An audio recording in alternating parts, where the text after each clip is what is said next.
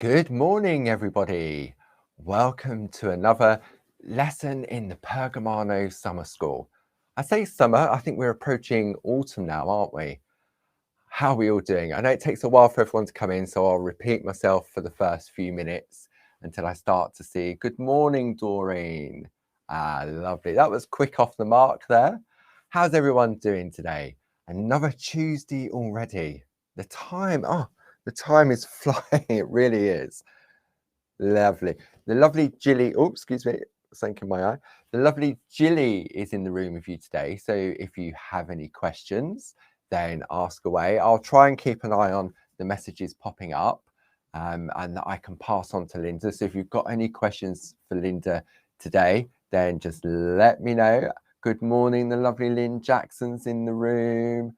Ros Watts, Jill. Good morning, good morning, good morning. Lots of lovely, friendly faces already. So I hope everyone's doing okay and the weather's not too manic wherever you are. It's been a bit showery, the sun's out, but it's a bit fresh. Autumn's definitely coming. I actually put the heating on last night for 10 minutes just to take the chill off. So good morning, Hazel. Okay, let's bring the lovely lady herself into play and we shall say good morning. She's just doing her hair, just making sure it's all right. I can just see, just doing the makeup. So without further ado, here is the lovely Linda. Good morning, Linda. Good morning, good morning. Not much makeup going on here, I'm afraid. Too old to hide the wrinkles now. So how's your week been, Linda? Yeah, busy. Nothing changes. Nothing changes. Yeah, I expect yours is pretty much the same. Yeah. Your bells on Friday on the craft store went absolutely mad. You did well, beautiful designs. Yeah. And what makes it easier for me to go on and present the product is all the beautiful artwork from the design team and what you create for me to showcase. And I'm always conscious that you spend all that time doing it and I have to really fast forward through all of it to try. And it's the nature of the game, isn't it? It's not a quick fix. That's right. It takes time to do it, but you've got to provide something really nice for people to see. So that's what we've got to do, isn't it? That's right. And the lovely Lynn Jackson preparing it all for me as well. It's so much appreciated. It really does make it so much easier. Yeah. And the beautiful rainbow parchment as well. Yes. The difference that makes. Yeah. I mean, that was the first time for it to be on the TV, wasn't it? To be sold on the Craft channel. Absolutely. And I think it did quite well, didn't it? Yes. Yeah. I just sold out of the big bundle on the TV. Yeah, I just knew. It's absolutely delightful to use. Really, really lovely. Really good. Yeah. Great stuff. Mr. Ken Kilminster says the bells were absolutely ding dong. Thank you, Ken. So is Ken coming to our retreat? I believe he is. I think he's booking on one of the. I think so. I might be wrong. I might be sort of saying that he is, but I haven't seen the list for a while. So many lovely names on the list of our retreat. Yeah, lots of people we know, and I think there are a lot of new people coming as well. Because I see a lot of posts, people are a little bit nervous about coming because they're new. And I want to say, don't be nervous at all. You'll make so many friends. And there are people that come now that made friends on their first retreat. And it's such a friendly place. No one is ever on their own. Absolutely. You walk into that hotel, you might feel a little bit vulnerable when you first walk in because you're on your own. But after that, it's, come and join us, it's lovely. Absolutely. One big family. Definitely. Absolutely, it really is. So this week, Linda, we're carrying on with the 5 in a circle. We are, yeah. Okay. Do you want me to start? Yes, I shall hand it over to the expert. Okay. Let me just swap these cameras around. There we go. So last week, we did a little bit of this, didn't we? And we did a bit of cutting as well. What else did we do? Can't remember now. We did that one, and what was it now? I think we just did a row of them, and we because I had to leave early, we did a row, we did a little bit of perforating, and then we went to this one here. And what I said we'd do this week is we'd move on to the border, make a nice little border with it. So I'm going to start with this one here, which is a very simple one, and it's just cutting along the outside edge of that. And then we might move to this one here, which is a little bit more challenging. Oh, very pretty. Okay, so if you want a little bit of a challenge, we might try that one. So let's start then. So I'm going to bring in my piece of card, and I'm going to put my pico foam, and then I'm going to put my pattern. Oh no, I'm going to put a tumble dryer sheet underneath my pattern. Okay, so I'm going to put a tumble dryer sheet underneath my pattern to lubricate the needles as I'm pushing them through. So I'm doing this bit here. So let's bring that more central for you to see. And I've got my piece of parchment. So I've got another tumble dryer sheet here. I'm going to rub my tumble dryer sheet over my piece of parchment before I perforate, because it's better to do it that way. Okay, so I'm going to turn that over and stick it down with my groovy tabs. Okay. Okay, just to make sure it doesn't move. And I've got my 5 in a circle needle tool. So you've got, on the end, you can see it's got the 5 little little dots in a circle there. It's different to the 5 needle tool. Let me just put them together, because some people get a little bit confused with this. I can find it. I did put it in to show you. That's it. So you've got the 5 needle tool, where you've got a square, an outer square, and a dot in the middle, and a 5 in a circle, where they're all just going round in a circle. That's the difference. So that makes sense, the title, doesn't it? Yeah. So bring that down a little bit. So perforate. Now then, let's do a little test piece to see which way round. Bear with me a minute while I adjust this. So yeah, my needles are lined up quite well. So I'm going to start to perforate.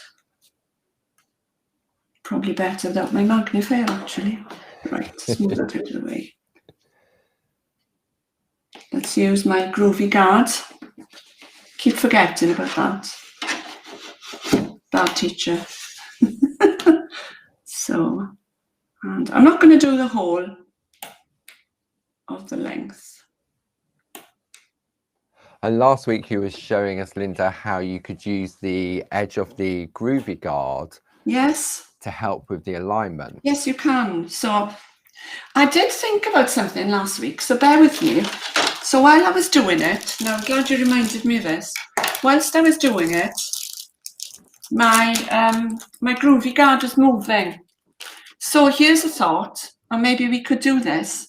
I'll do it by next week. Put a little bit of the groovy grip on the underside of my groovy guard.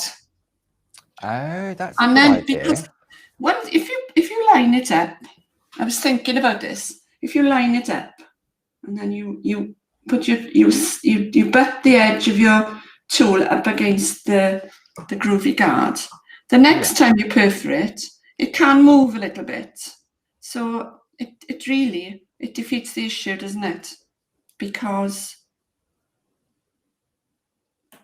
see, it's moved a little bit there now. It's as if the needles are pushing it down a little bit. So if you put a bit of groovy grip, see, I've forgotten about that. If I'd have remembered, I would have done that. So you can see on this one, it's going round the corner. So I'm going to need to turn the tool a little bit to get it in the right place. And is it easier to turn the tool when going round the corner? Like no, you could see I've turned my parchment a little bit. Yeah. So I'm going to turn it again. And I'm going to turn it that way now so that I can go along that edge. Put my groovy guard in place. I think I'm going to have to get my miner's lamp out during the winter months and put it on my head. I have got one of those head magnifiers. Maybe I'll get that out. Give you a laugh. So I've done a little bit of that. Yeah. Okay, take my groovy tabs off.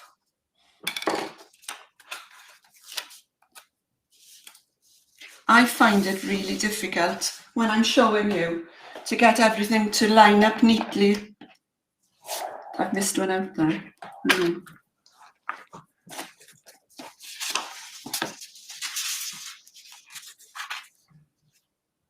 I suppose that's one of the benefits of having the patterns, that you can either go freestyle just to infill, or you can just realign it again.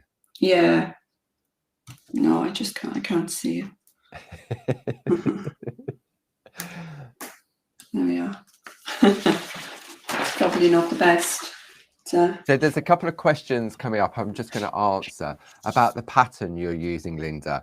So yes. The pattern comes from Linda's book that we've been working on during the school. So I've got it on the bottom of the screen. This is the Linda's Handbook for Multi-Needle Tools, Volume 1. And Linda has been very kindly guiding us through each of the various tools as part of the Pergamano Summer School. So I'm sure Jilly will pop a link up to this, because we have this on the website. And if we just have a look, what Linda does for each of the tools is she gives us like a sampler that shows us exactly. Now, I'm just going to switch to a double screen for a moment, Linda. Just bear with me. Okay. Or let me just, actually, if I go back to that one and just bring me up there. So you can see here for each tool, there's an explanation, and Linda's created a beautiful sampler, and together with a cutting and embossing guide, which will show you how to get these results. And then when we turn over, you've got an introduction to the tool, together then with the pattern that Linda's working from. And what you need to do is just photocopy this, and that's what you would work from. And you need to use the cheapest and thinnest copier paper that you can get your hands on. Okay, so that's all you need to do, is just scan it into, if you've got a scanner, you can scan it in, but make sure you scan it to size, so that when your printer prints it off, then all the dots are in the right place. Okay, handing it back to you, lovely Linda. Okay, so I've done my perforating there. This is the right side. And I'm turning it over now, and I'm on my black embossing mat. I put it on the black because I tried the pink now and you can't see it very well. So this is probably the best option for showing you. So what I'm going to do now, I've got the 1.5mm ball tool, and I'm going to emboss a dot in the center space of each 5 needle perforation there. So it's up and down, back and forth, round and round. And if you're working on this black mat, it's probably a good idea for you to get maybe a little bit of a cellophane bag to give you a little bit of resistance there. Yeah. Because it's quite a soft mat, this. Okay. So I could feel the parchment giving way there now for me, because it's a lot softer than the pink one. Okay. And if you find the pink one is soft, put the cellophane bag over your pink one as well, because we're all different in the amount of pressure that we put when we write, and we'd all be different in the amount of pressure that we put when we emboss as well. So when we're embossing the dot, it's up and down, back and forth, round and round, because this is such a bigger dot to go in the middle of this. I'm going to go up, down, back and forth, round and round, because I don't want that black dot in the middle. It doesn't matter so much on the smaller dots. You probably wouldn't get a black dot in the middle of that when we were doing a dot in the 4-needle tool or the 3-needle tool. We didn't have to employ this technique. So, it was just a little wiggle then, wasn't it? Yes, up and down, back and forth, round and round. Do you often find yourself saying that out loud, Linda, when you're doing it? When I'm saying it in my head all the time. Yeah. I'd say it a lot when I'm teaching, and I think, oh, shut up. Oh, it's just that mindset, isn't it? It's just, if you keep saying it, it's one of those things that the repetitiveness makes it stick. So I'll try and bring this up closer for you to see now. Let me alter the focus.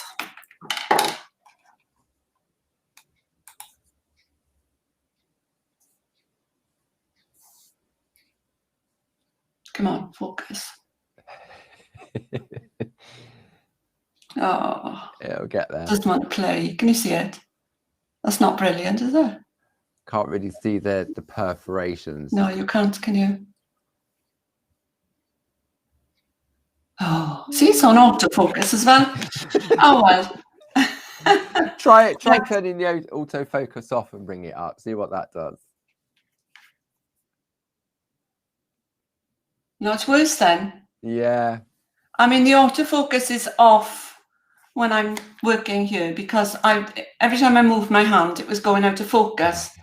So that's why it's off when it's down flat. But it generally will work. It behaves. Could be the angle of the camera, maybe.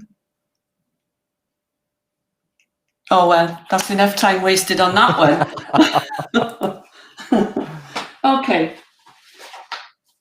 So the next thing to do is to reperforate. So I'm going to bring back my super foam and my pico foam. I like to put the two together. I think it gives a little bit more resistance, and I'm going to reperforate with the one needle tool. So. And this is the one needle fine, isn't it? This is the one needle fine, yeah.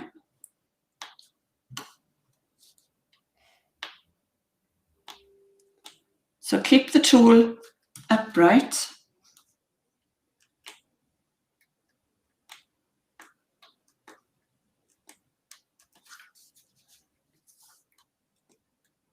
Sort of get into a rhythm, don't you? When you your hand knows how far to move and where to move.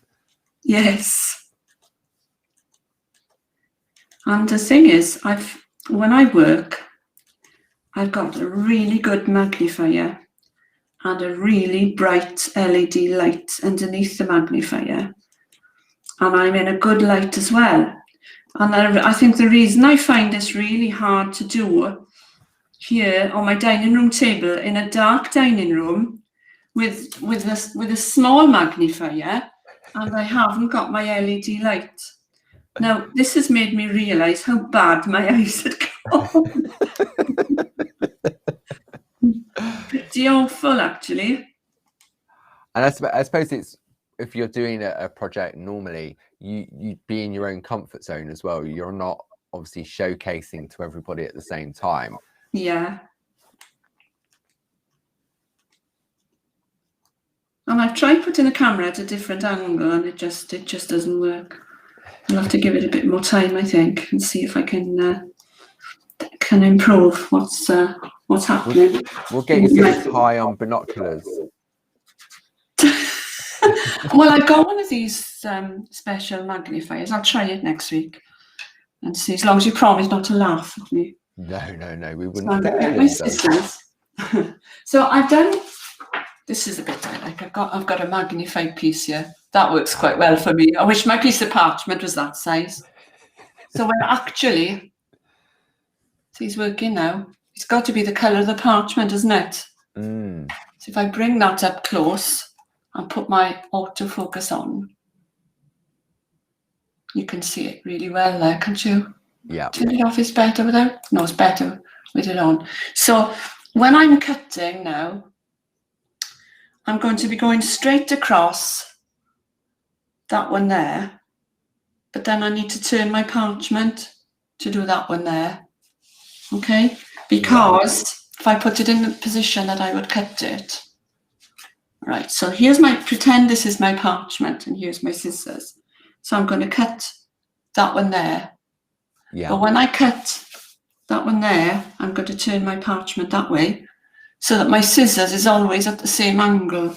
And then when I cut the next one down, I'm going to turn it that way so that my scissors is at that angle. So if you look at this, you're constantly turning on every cut. So I'd cut that there, I'd cut that there, and I'd cut that there.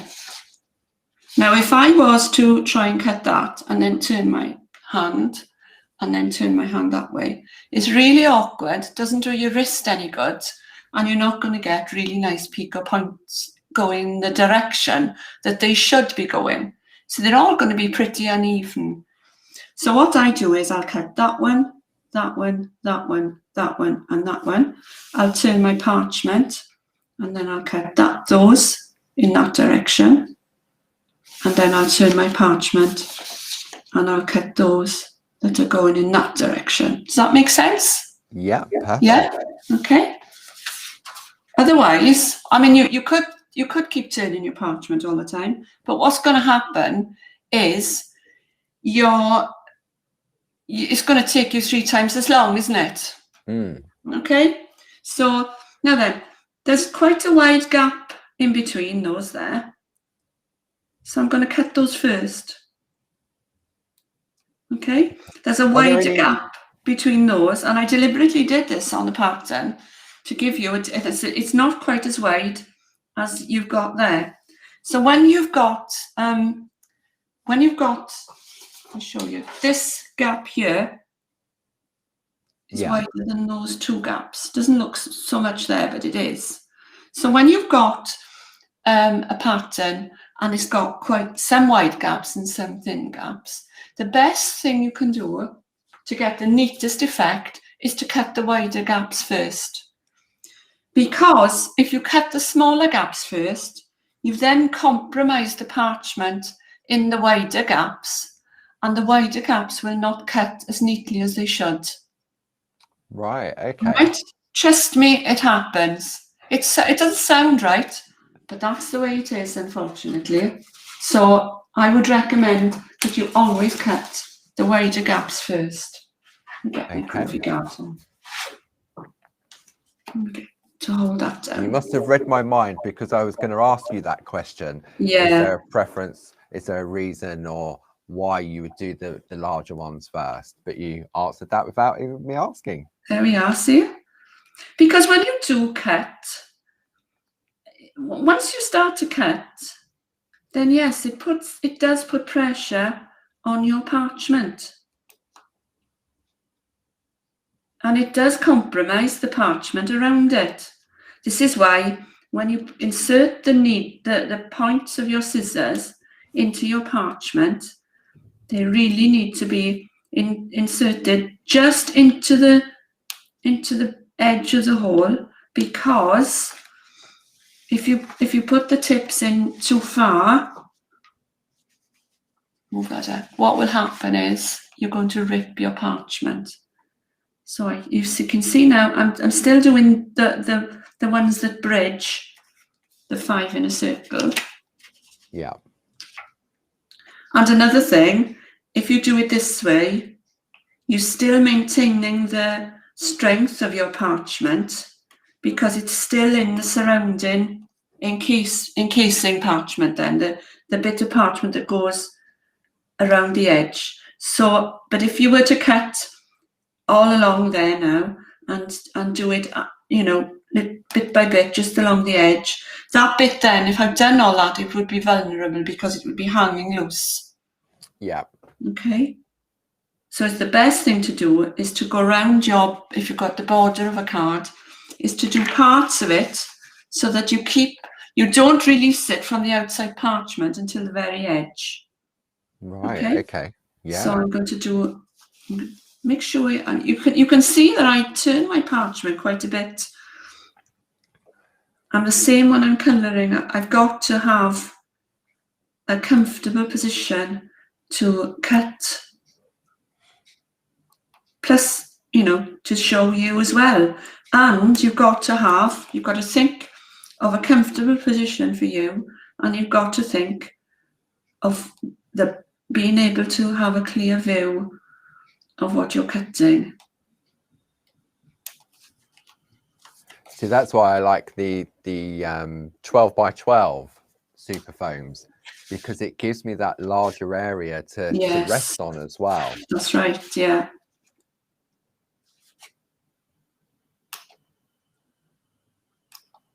But it's that clicking sound when you do the little snip. That's the satisfying part of it. I'm engrossed now. So, I mean, it does seem like it takes forever, but really it doesn't if you do it this way, you know. It's the way you get in a neater result. So I'm going to do that one now. It's going to start falling away now because I'm cutting the very last one. You can just see it sort of popping. Yeah. Just as you do that last little snip.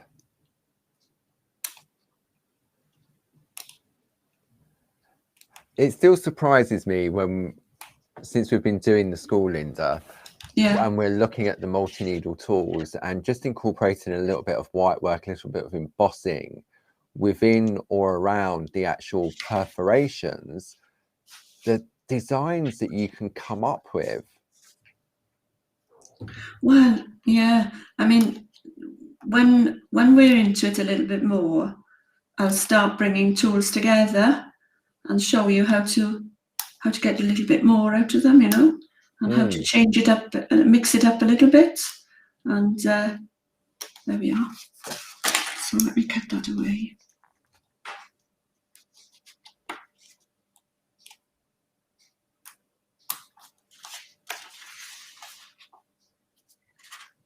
See, from here, they look like little stars.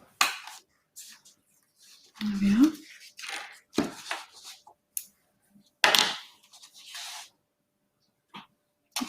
Try again, is it? No, it's better with it off. Can you see it?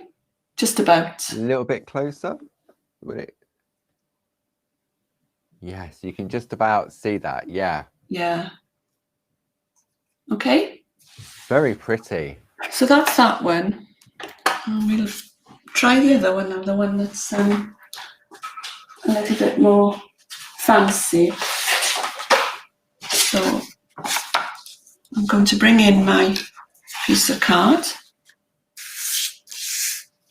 I think you've still got your autofocus on, Linda.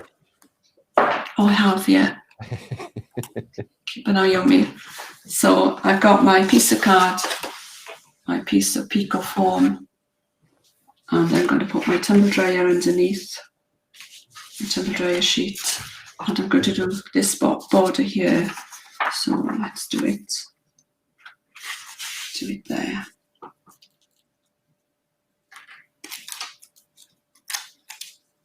Stick down my piece of parchment and my 5 in a circle tool. Okay. Get that in the middle.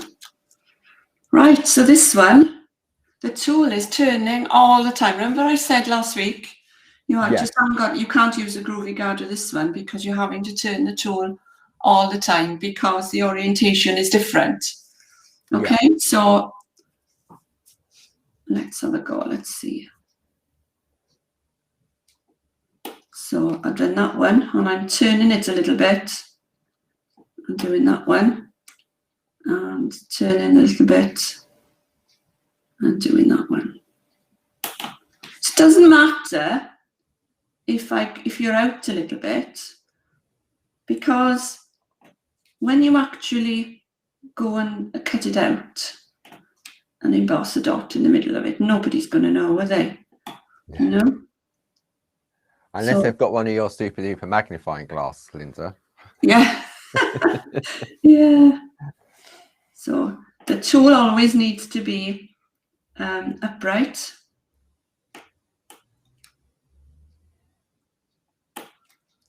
So just with a slight swivel of the tool, you can get a completely different look to it as well. Yeah.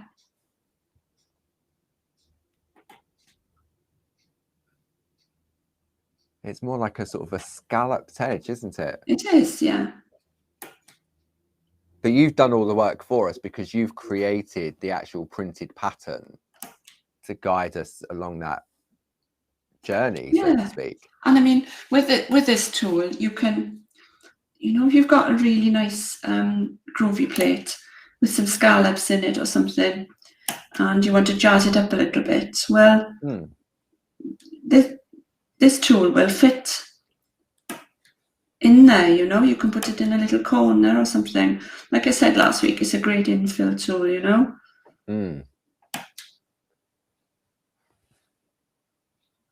Yeah, I'm just going to do that little bit now.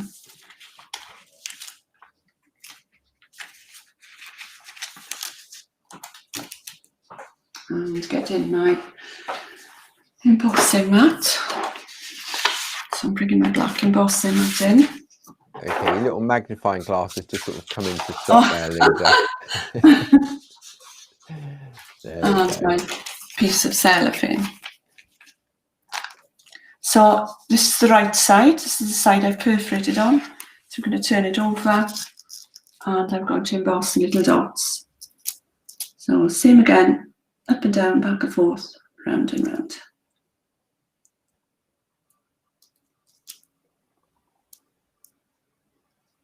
So you've also got some big gaps and smaller gaps in this as well. Due to the way in which the pattern's created using the needle tool. Yeah.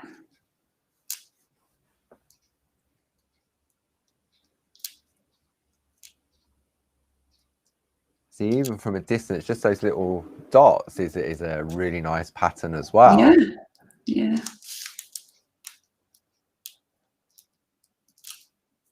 And you don't have to just put the dots in between, in the middle of the 5 in a circle. You can actually add some as well. And this pattern, this particular pattern will let you add a few more in. I'll show you. I wanted to show you that as well. Let's get this done.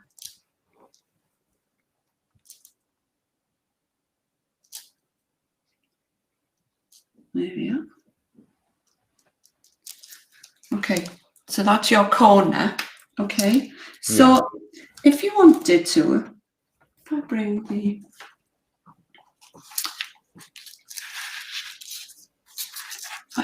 in, let's turn it around. So if you wanted to, you could add some more. You see there are some little gaps without any white dots in. Yeah. So you can add a little bit of white in there if you want to. Okay, so if I was to add, let me see, where shall I put them? I'm going to add one there. I'm going to add one there.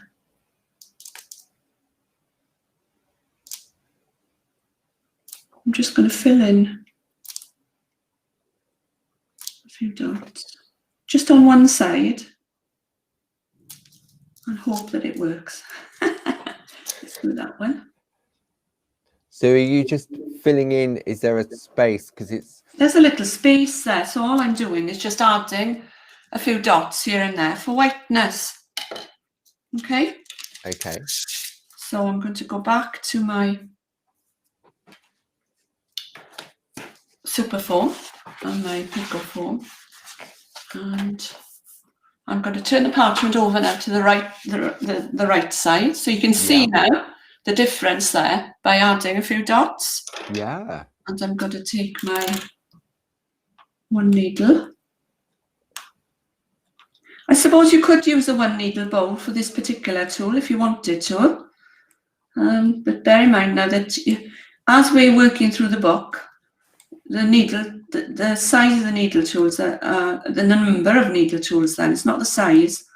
The base, the footprint of the tool is the same, but there are more needles in the tool than so the needles are going to be close together, aren't they? So you're going to need a fine. Eventually, if you're using a bowl, you're going to need a fine for the tools with the most needles in. So there's a question I've just seen appear up on the side from Chris Berry, and she's asked, is there an overlap for this corner design? So could you take one of, for example, the one that you was doing to start with? Yes. You could use that as a joiner to do a straight area potentially? Yes, you could. Yes, definitely. You could put this on the corner and then do just a straight area. And then that would join them up then, wouldn't it? Yeah.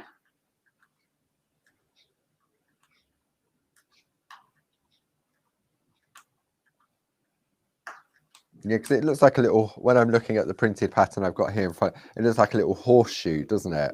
Yes.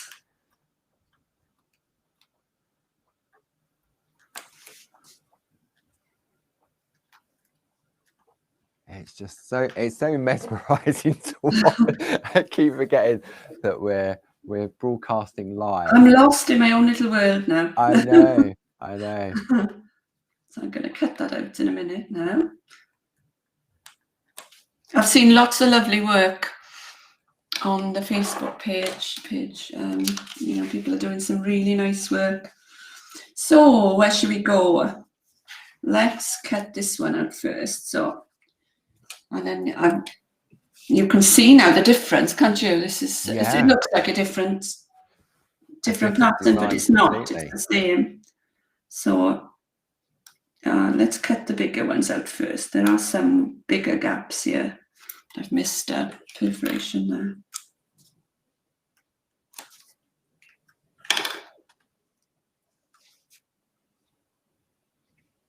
So again, you're cutting the larger gaps first. I'm cutting the larger gaps first, yeah. Which seems to be at the top and the bottom, like the top of the peak and the base of the peak. Is that right? Yeah. So when you go in, you're really cutting in, aren't you? You're coming right down here and cutting in. Yeah. Okay, so if you look there isn't a dot there, is there? So we're going to cut across that. So if I do the cross pieces first, you'll see where they are. So there's a cross piece there, cross piece there. So on this particular design, it's the area where there's the larger space between the two embossed dots. It's difficult to see the larger space there because I've infiltrated the space with a dot. Yeah. Okay. So just cutting the inner bits now, just to give me reference as to where I'm going.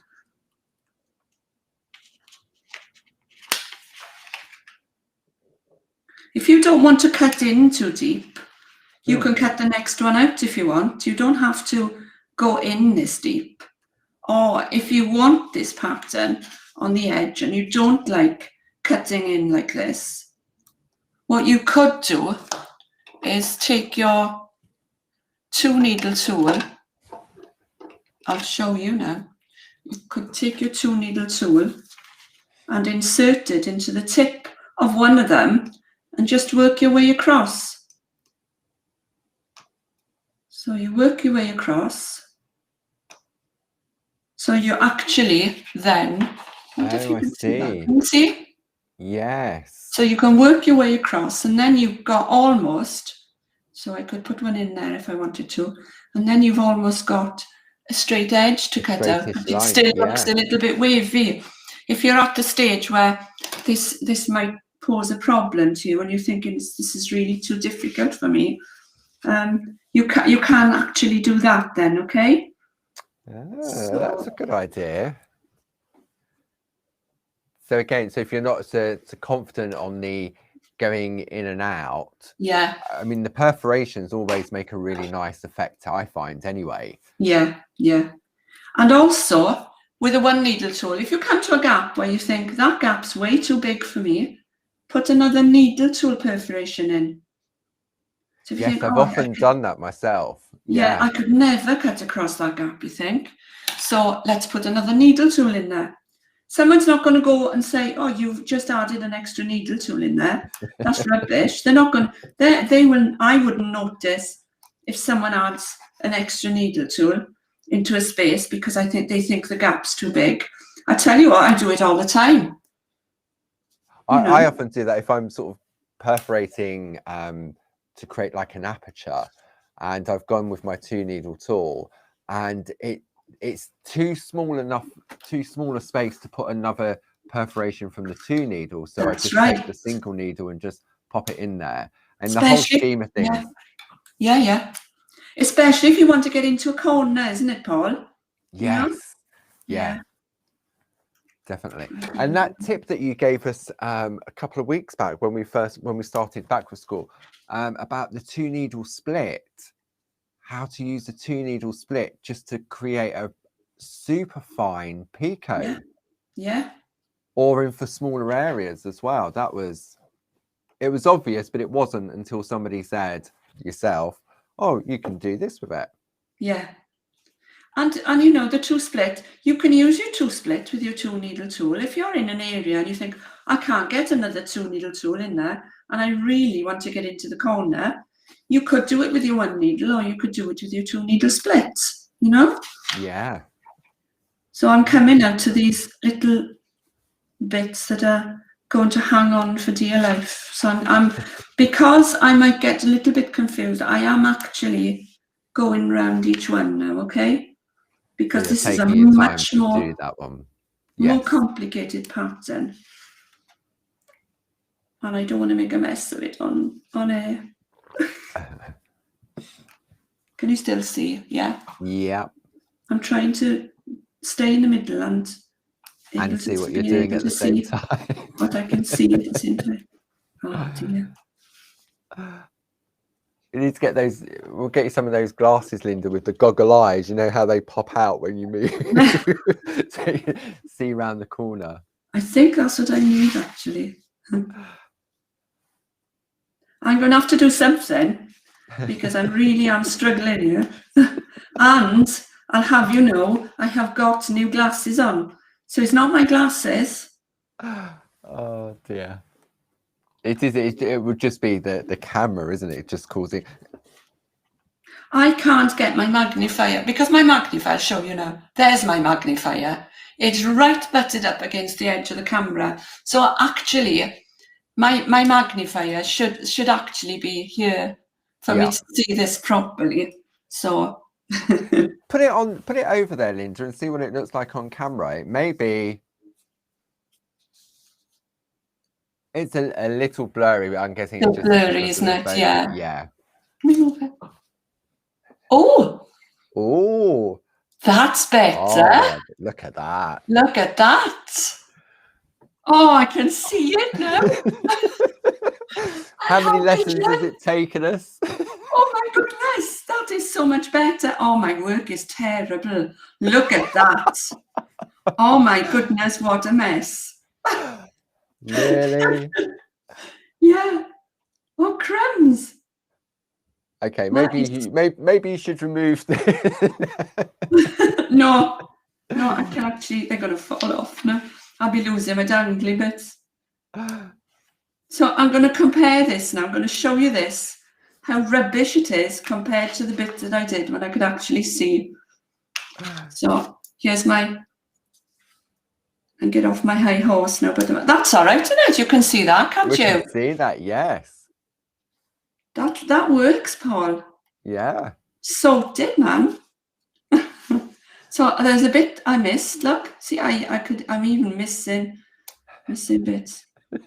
So all this preaching I've done about good glasses and magnifiers, well, I just proved it to the world. That needs to be cut. Dear. And that one needs to be cut. I think I've done it all now. Something's hanging on there for dear life. And I can't find which one it is. It's that one. There's always one hanging in there, isn't there? Yeah. And the secret is just don't pull it off. I know. I have that temptation sometimes. I think, oh, where is it? And you go. Oh, it'll come. If you just give it a little tug, it'll come. but it doesn't, does it? No. It's surprising how robust the parchment is. Yeah.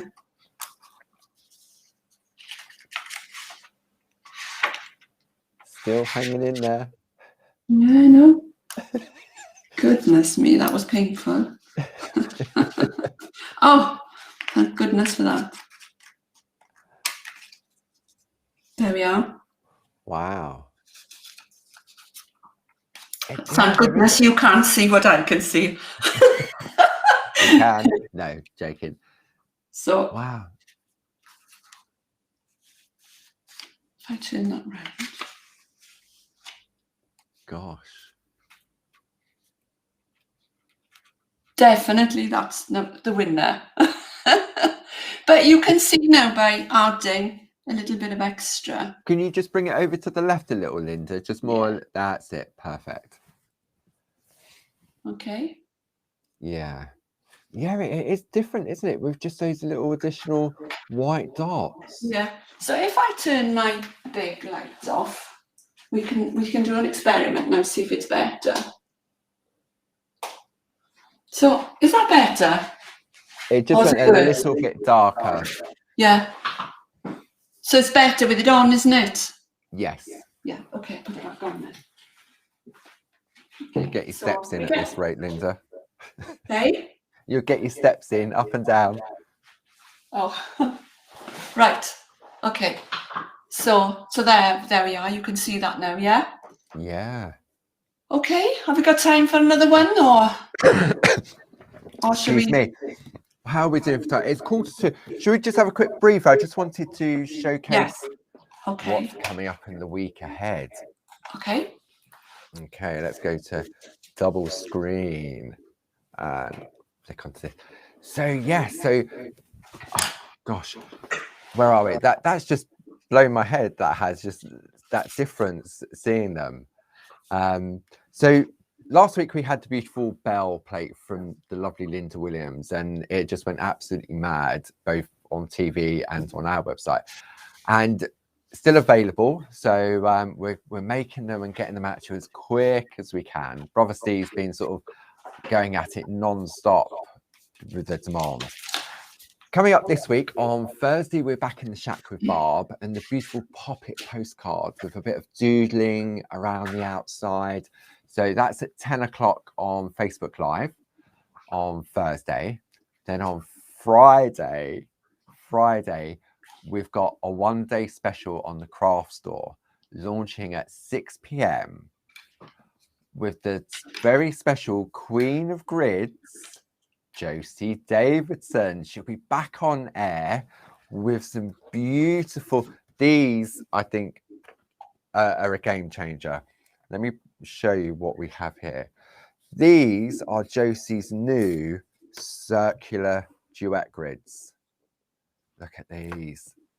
Isn't this beautiful? Aren't they beautiful? So again, we've got the beautiful perforation, and then we've got the embossed, and what that would allow you to create now, because all of Josie's designs previously have been squares and rectangles. I've got this beautiful piece here created by Maggie Byford. Oh, isn't that lovely? Beautiful, with the little parchment poppets in the middle, but the circular effect that you get, absolutely beautiful. So there's 4 different designs in the collection. So we have Trust, we have Faith, and you can see you've got a larger outer frame and a smaller inner frame as well. Then we have Hope, beautiful. And then finally we have Love. I don't know which one is my favorite at the moment. Oh, look at all those lovely comments. Perforating, embossing, exactly how Josie's designed all of her previous grids. It just makes it so much more easy to achieve beautiful lace work without any counting and thinking about it. In addition to each of the 4 different plates, we've got the beautiful color guide from Josie to show what you can do with it, just in its simplest form. And you also then have your cutting guide as well. So each plate will have its own unique design. I've got a couple more samples here. I don't want to show too many because we want to keep those for Friday evening. Beautiful piece here using from Glynis, using Linda's beautiful children in the middle. It just gives that little focal point, doesn't it? And then one more. This is I love this one. This one's from Carol Baker, using the beautiful pico flowers in the middle and the corners. It really is, and it is so achievable. So they're coming up on Friday at 6 p.m. with the lovely Josie Davidson. She's back in the house, as they say, the queen of the grids. And you watch her get to grips with that single needle or the multi-needle toy, and she go, it's like a sewing machine when she does it. Puts us to shame. I know. There's me going one hole at a time. Yeah, me too. Yeah. So she's going to have lots of tips and tricks and techniques, and I know these are going to be so popular. So I hope you can join Josie. I'll be in there as well, keeping a company. And yeah, so that's Friday on the craft store at 6 o'clock and at 8 o'clock. And then on Saturday at 8 a.m., 12 p.m. and 4 p.m. Then on Sunday, it's the first Sunday of the month again. And that means that Barb's back in the house with her 2 till 4. We've got stamps, there's stencils, there's some new dies. Oh yeah, the new dies. Some really nice stuff coming up. So hope you can tune in on Sunday as well with Barb. What else have I got on my list? Well, I think that's enough to keep us going for this week, don't you, Linda? I think so. There's plenty there. So much Always news. Nice things coming up. It's lovely to see new things, isn't it? Yeah. It is. And those grids with Josie, lovely for. You can use them as a frame and slot something in, can't you? Yeah. So it's great for holding parchment in place and things. And for using plain parchment and coloured parchment together.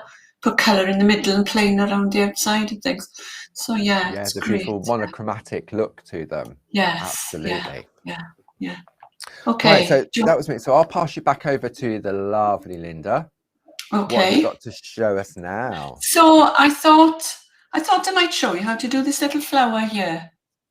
Oh, right. Okay. All right. Something different because we did the cutting last week. We've done the embossing inside. So we're going to emboss on the outside as well now. Okay. So, right, let's get my piece of card. And I don't need a pattern this time to do this. So I'm going to just perforate randomly just to show you these little. So this would act beautifully as a little infill in areas. Oh, yeah. So we'll just perforate a few.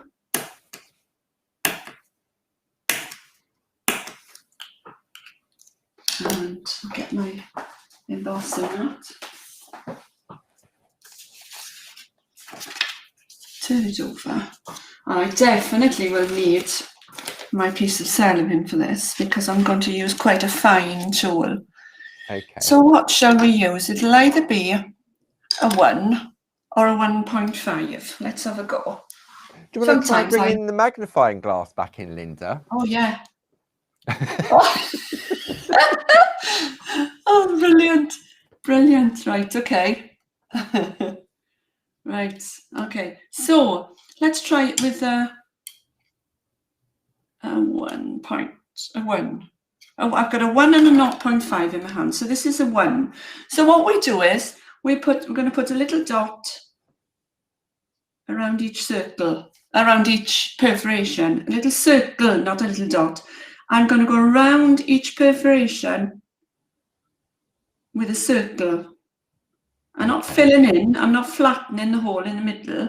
Although if you do flatten the hole in the middle, it really doesn't matter because you're going to reperforate it anyway. Okay, I'll do it with a 0.5 now and you'll see it'll be a lot finer. So this is where the cello bag really comes into play, doesn't it? Yeah, I wouldn't want to do this without, especially with a 0.5. Because it can be quite brutal on your parchment.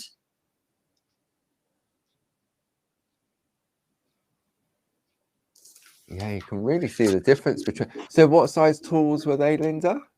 The first one I used, this one, is a 1mm ball tool. Yeah. And this one is a 0.5, which would be the equivalent of the number 1 tool, wouldn't it? Okay. I'm going to perforate deep. Okay. With my 1 needle, and I'll use the 1 needle bolt as well on one of them for you to see the difference.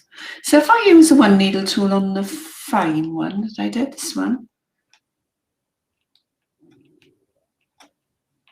okay, and I'll use the 1 needle bolt on this one. You can actually emboss the dot in the middle if you want.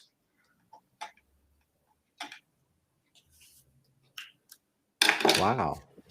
Okay. Now you will find that when you do this, they go in a little bit. Yeah.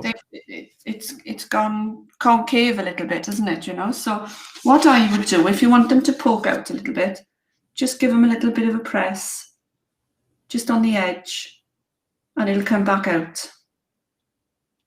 There's no need. I mean, you can go around the outside if you want, but be careful now not to actually flatten your holes. And make sure you're on your embossing mat, and don't do it on your perforating mat like I'm doing here. So that will then define it and bring it out a lot more. Yeah. Okay, and you could, if you wanted to, you could put a perforation in the middle as well, which only serves to push it back in. But see, the one at the bottom, yeah, looks a bigger flower. It is bigger. It's bigger because it's the 1mm bar tool, and the one at the top is the 0.5. So it does look a lot bigger. Same tool, see? Yeah. So because you've used the same 5 needle, 5 in a circle tool to create the perforations, you can get that varying size based on the size of the tool that you've used to emboss the lines. Yeah, that's right. Yeah. Wow. Now here's something else you can do. See, I just love adding to them. I do. Now let me find a 2 needle tool. Everything bet. I have got one. You had it earlier. You did have it. I did have it earlier. Yeah. So you could actually extend it. So I'm putting 1 needle into one of the holes. Right. And I'm coming out. Okay. Okay. But I would, if you want to extend it, I would say extend it before you start to emboss. Okay. So you can see now I've made, it's like a little star. Yeah. Isn't it? Okay. So let's try it on that one.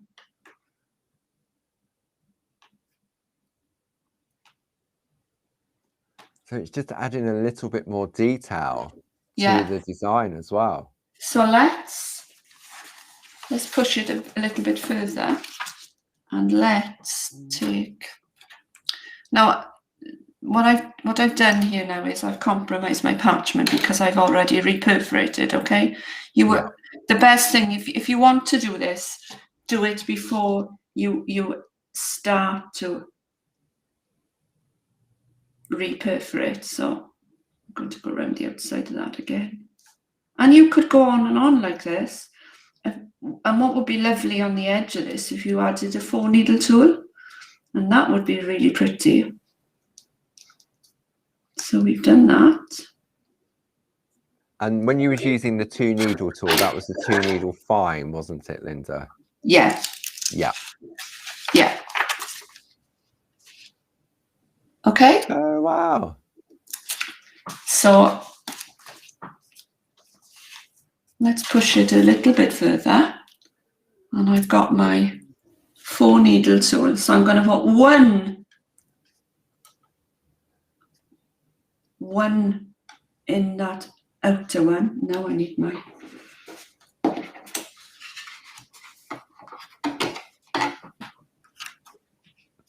I'm going when no one's gone before, you know, yeah. So I'll tell you what's happening is I'm not on my Pico foam, I'm on my full embossing mat. But you can see, just for you to see how you can just extend and use different needle tools together. So let's emboss a little dot in the middle of that.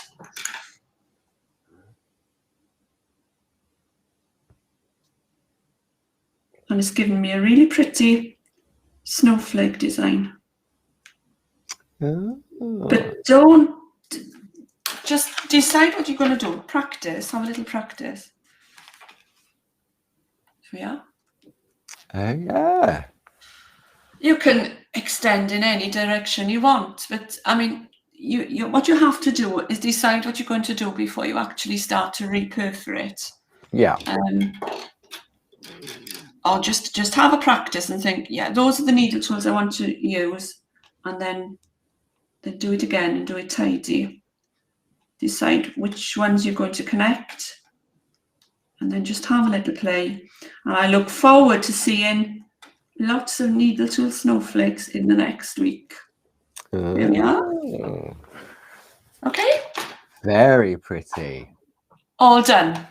Wow. Wow, what another fantastic session. It's just, sometimes it just, I'm sort of sitting here watching and I'm trying not to get too engrossed because I want to read what people are saying and obviously have the conversation with you.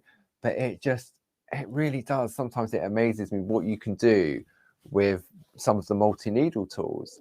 Yeah. It's such a difference. And just practice. I mean, you can actually make your own patterns. If you practice on a piece of grid, piece of square grid paper, you know, the little grids, what do you call it? Graph paper. Graph paper. Graph paper. If you practice on a piece of graph paper, put a piece of plain copy paper underneath, and then start to perforate where you think you'd like to try and make your own pattern. Start to perforate, and then what you do is you take the graph paper will keep your needles aligned. Okay. Yeah. Then you take your graph paper away and you're left with a piece of copy paper. Take a fine liner pen and just mark in the dots on your copy paper, and you've actually then made your own pattern. And if you photocopy that, you can actually create your own pattern. So yeah. That's a good. I'll stick to the book. Yeah, it's a great thing to do, and you get a sense of achievement that you've created your own little pattern. I mean, start with something small like a snowflake, or so not on a 12 by 12 frame then. No, I don't want to start. Oh, absolutely not. No. 1/2 inch by 1/2 inch. Yeah, but if you had a groovy plate, you can measure the size of it, and if you say I want to use that border, you can measure the size of it, and you can draw it out on your piece of graph paper, and then you can actually design your own border that way. Make sure that they fit, you know. So nice, brilliant idea. Yeah. Wow. Oh, so many ideas. So as always, Linda, thank you so much. It's just been another hour. I've seen all the comments coming up, people just learning so much and taking it all in, going to go back and watch it again, have a play, not be scared of a piece of parchment and paper at the end of the day. So next week we're on to the semicircle next week. Semicircle next week, yeah. Oh, and I might be able to see better next week now that I've got my magnifier. I'm just wondering if I can bring my big magnifier in with my LEDs around and put that underneath the camera. Possibly. I'll try that. Give it a try. I'll give it a go. So as always, Linda, thank you so much. Okay, pleasure. I'll be back with you next Tuesday. But don't forget, Thursday, we're back in the shack with Barb and the beautiful pop-it postcards and a little bit of doodling. A fantastic one-day special coming up on the craft store with the lovely Josie Davison at 6 o'clock on Friday evening. And then back on the craft store on Sunday, 2 till 4, Barb's regular 2-hour slot. Some beautiful, beautiful new designs coming up on that one. So thank you all for joining us. Hope you've all enjoyed it as much as I have. And we'll see everyone next week, won't we, Linda? Yeah, we will. Nice and early. Nice and early. 10 o'clock. Bye. Enjoy the rest of your week. Yeah, you too. Bye. Bye-bye now.